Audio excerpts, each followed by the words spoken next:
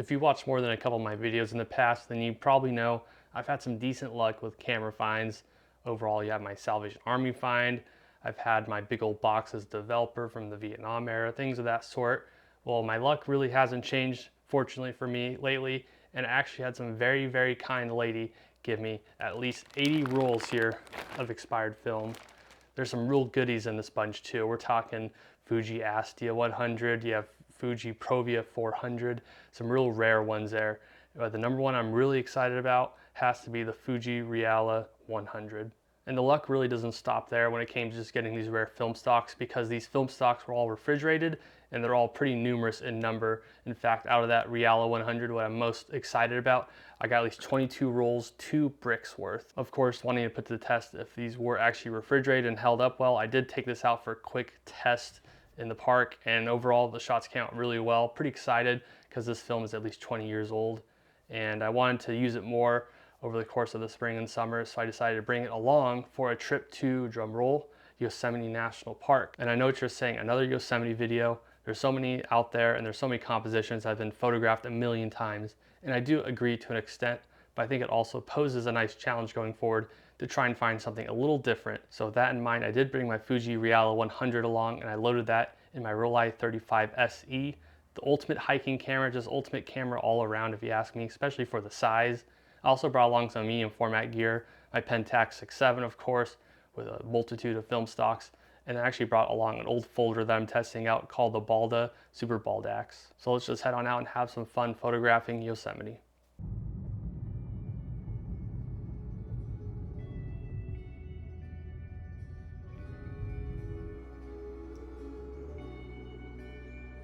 Even though this roll of Fuji Reala 100 expired over 18 years ago, I just decided to shoot it at box speed since it is a lower ISO film.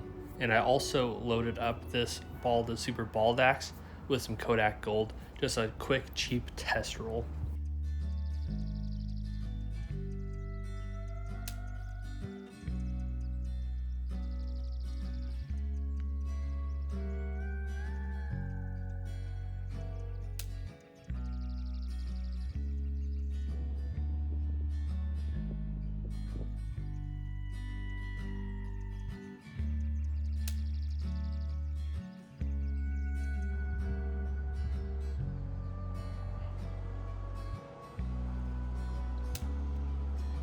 After popping off a couple of quick shots of Reala, it got pretty hot and the light was pretty harsh, and I was pretty parched, so I decided to go over to the Merced River, which was nice and frosty, and take a couple quick photos with the Balda Super Baldax.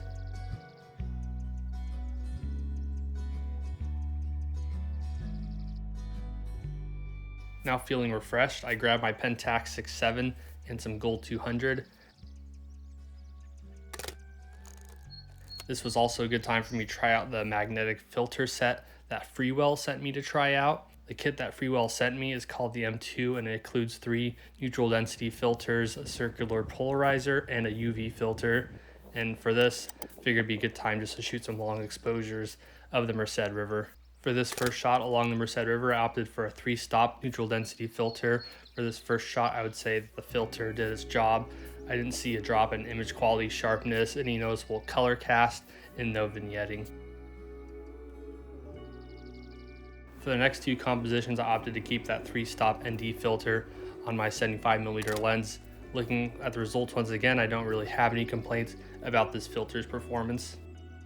For a few of these compositions, I was looking for a more John Sexton intimate landscape look.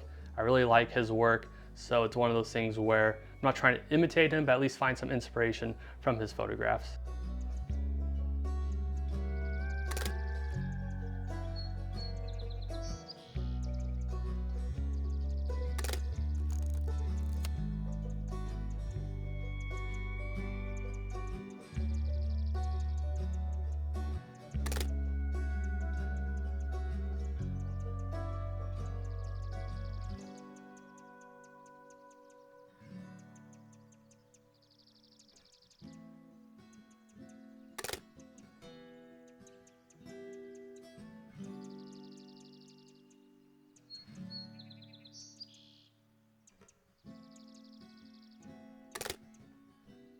And with that last shot, I finished up what I would consider to be a fairly successful roll of Gold 200. Going forward into that strong evening light, I figured that'd be best off loading up some Portra 400 from here on out.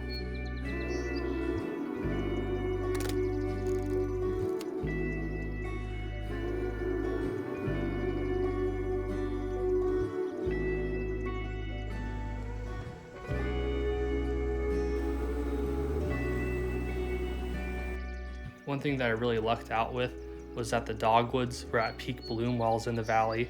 Even though Yosemite dogwood bloom compositions are fairly overdone at this point, I had to get at least one.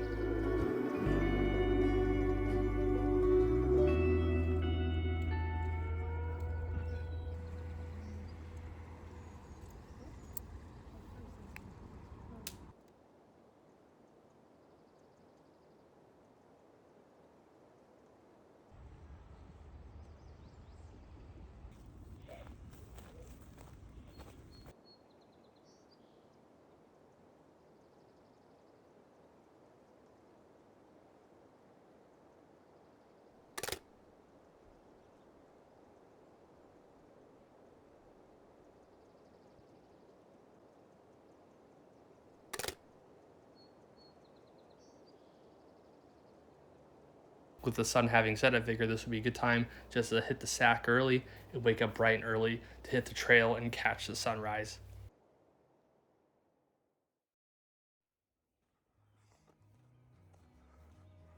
I wasn't kidding when I said I'd hit the trail early. By 4:30, I was actually on my way up to Columbia Rock, which is on the way to the top of Yosemite Falls.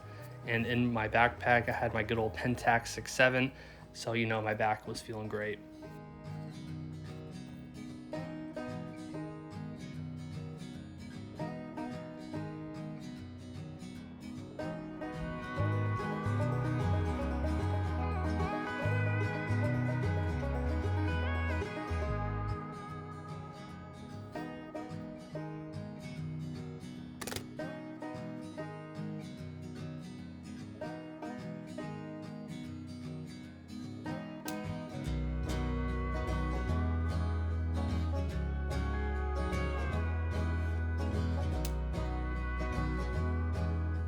Soon enough, the sun really started to cast some nice light along the valley, so I loaded up my Pentax 6.7 with some good old Ektar 100.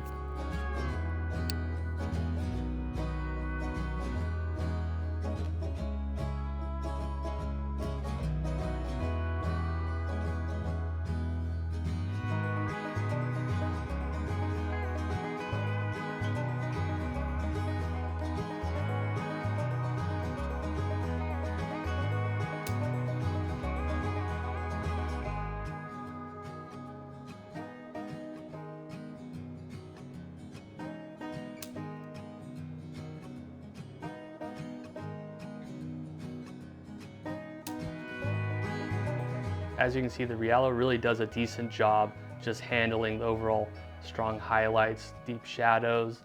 It's a great film for landscapes. It has a really pleasant tone to it where it's not oversaturated, not too pastel, not too undersaturated. It's like a nice little middle ground between something like Ektar and Portra, if you ask me personally.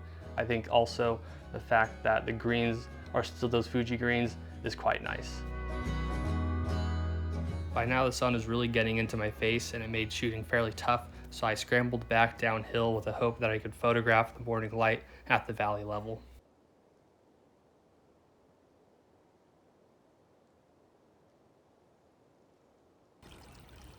Each night and morning in Yosemite Valley, the Merced River tended to overflow due to the snow melt, and this was an inconvenience to a lot of folks, I'm sure, but for me, it was definitely an opportunity.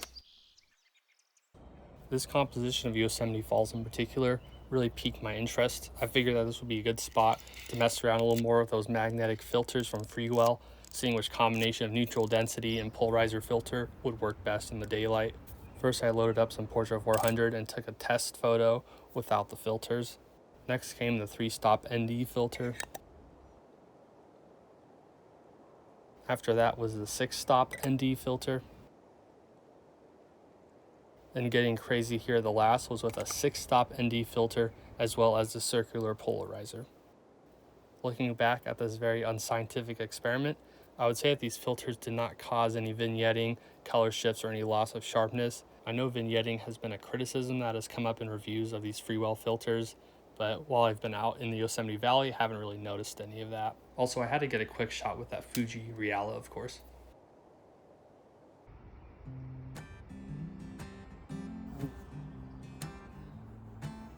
With the morning light now well and gone, I pulled out the Super Baldax folder and popped off a couple more test photos.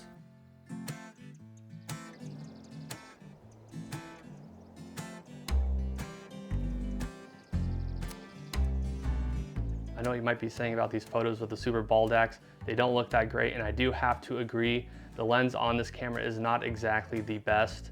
I think it would be just like a Tessar type, and overall there's a lot of softness. Really, I'm stopped down to about f8, f5.6, yet there's quite a bit of softness. So I'm just gonna have to go back and see what I could do better going forward. And I was feeling pretty famished and thirsty at this point, so I went back to the Merced River for a nutritious meal and an icy early day swim.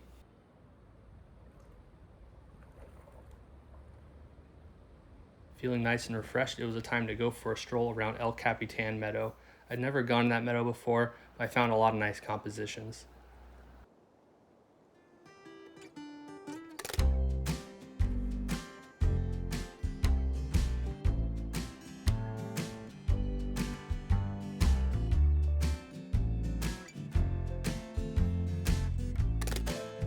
This would have been an amazing photo if not for that tree obscuring part of Cathedral Rocks.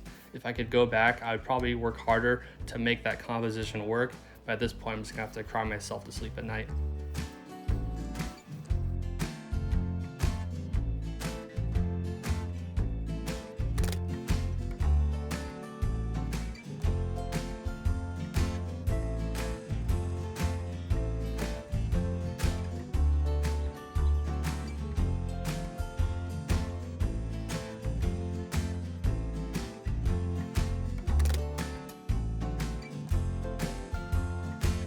I was having an absolute ball out in El Capitan Meadow, and I decided to continue the party with some good old Gold 200. I feel like I was finding some fairly unique compositions in the meadow, and that's a pretty rare feeling to have in Yosemite Valley.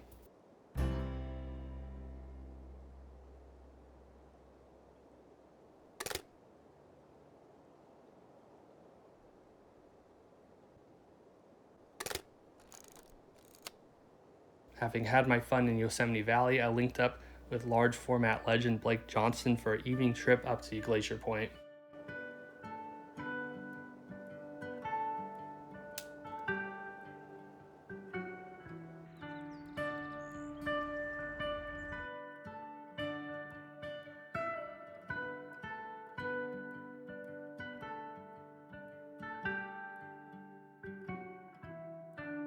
I should also note while I was at Glacier Point, I actually ran into John Sexton, the photographer that I mentioned earlier in this video. He's one of those photographers who spends a good bit of time in Yosemite, but maybe not so much nowadays. So it was really just a lucky encounter for me. I had a great time meeting him, talking with him and his wife, Annie, who's also a really talented photographer. So if you do have a chance, I would recommend looking at some of his work going forward. So anyways, at Glacier Point, I took an absolute boatload of photos using that Rollei 35 SE and Fuji Reala 100. This film was performing amazing.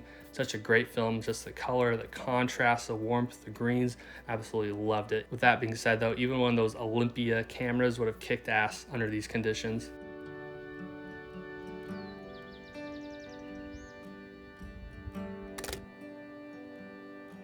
Hell, at this point I was even feeling a little spicy and I shot some Ilford FP4 Plus with a Freewell polarizer filter, and I'm really happy with how that turned out.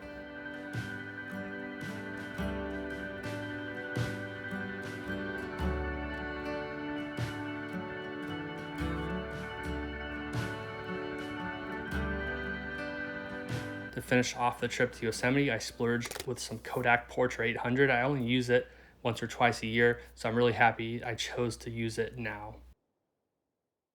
So there you have it, another Yosemite trip in the books.